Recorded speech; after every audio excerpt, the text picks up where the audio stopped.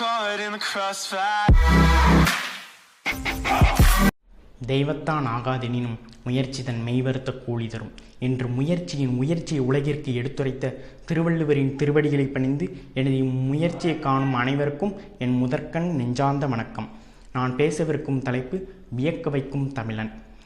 முயற்சியின் மேன்மையை உணர்ந்து அதன்படி முயற்சி செய்து உலகையே வியக்க வைத்த தமிழர்களின் பெருமையை பேசுவதில் நான் பெருமகிழ்ச்சி அடைகின்றேன்.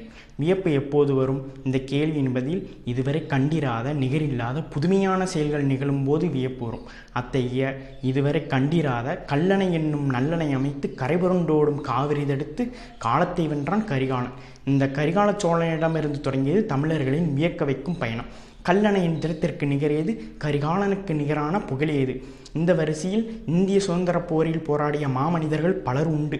செந்தமிழை வில்லாக்கி பைந்தமிழை கணையாக்கி ஆங்கிலேயரின் நெஞ்சினை துளைத்த பாரதியாரும் தனது தாய்நாட்டின் கொடியினை காக்க தனது இன்னுயிரை தியாகம் செய்த கொடிகாத்த குமரனும் இன்றைய சுயசார்பு பொருளாதாரத்திற்கு அன்றே அடித்தளமாய் சுதேசி கப்பல் விட்ட வாவு சிதம்பரனார் போன்ற பல மாமனிதர்கள் இருந்தாலும் இவர்களுக்கெல்லாம் மணிமகுடமாய் வீரமங்கை வேலு நாச்சியாரின் படைத்தளபதியாயிருந்து தன் மீது தானே நெருப்பிட்டு ஆங்கிலேய படையினை தகர்த்தெறிந்தார் வீரமங்கை குயிலி. இதுவே உலகின் முதல் தற்கொலைப்படை தாக்குதலாகும். இதுவே தமிழர்களின் வீரத்திற்கு மிகச்சிறந்த எடுத்துக்காட்டாகும். இத்தகைய வீரம் பொருந்தியவர்களால் நமக்கு கிடைத்த சுதந்திரத்தை பாதுகாக்க வந்த உத்தமர், நேர்மையின் திருவுருவம், நியாயத்தின் மறு உருவம், எளிமையின் சிகரம் பெருந்தலைவர் காமராஜர் என்பது குறிப்பிடத்தக்கது.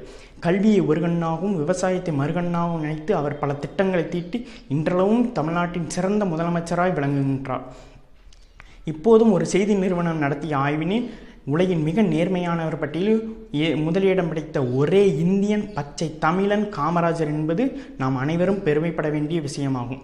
இவ்வாறு தமிழனின் பங்கு பல துறைகளில் இருந்தாலும் அறிவியலில் தமிழனின் பங்கு அளப்பரியது. விஞ்ஞானத்தில் தமிழனின் பங்கு விண்ணை முட்டக்கூடியது. ஆம், விண்ணையும் கிழித்தெறிந்து ஏவுகணை எய்தார் ஏவுகணை நாயகன் அப்துல் கலாம்.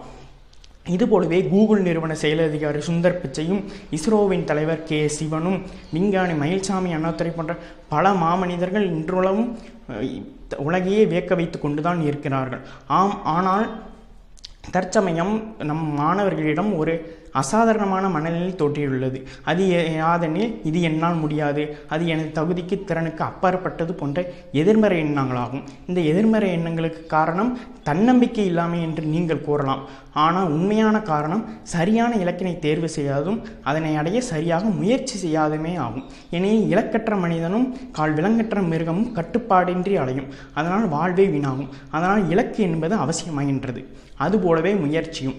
ஏனெனில் ஒருவன் கனவு கண்டால் மட்டும் போதாது, அந்த கனவினை இலக்காக்கி அதற்காக மூச்சுள்ளவரை முயற்சிக்க வேண்டும். கனவு என்பது முயற்சியற்ற உறக்கமாகும். ஆனால் இலக்கு என்பது உறக்கமற்ற முயற்சியாகும் என்று விவேகானந்தர் இலக்கின் மேன்மையை கூறுகின்றார். அதனால் நீங்களும் ஒரு சிறந்த இலக்கினை தேர்வு செய்து அதற்காக நேர்மையாக மூச்சுள்ளவரை முயற்சித்தால் நீங்களும் வியக்க வைக்கும் தமிழனாகலாம் என்று வாழ்த்து கூறி விடைபெறுவது உங்கள் அன்பு நண்பன் சிவபாலன். தன்னலமின்றி தலை நிமிர் தமிழா, நாளை நமதே, ஞாலமும் நமதே. நன்றி, வணக்கம்.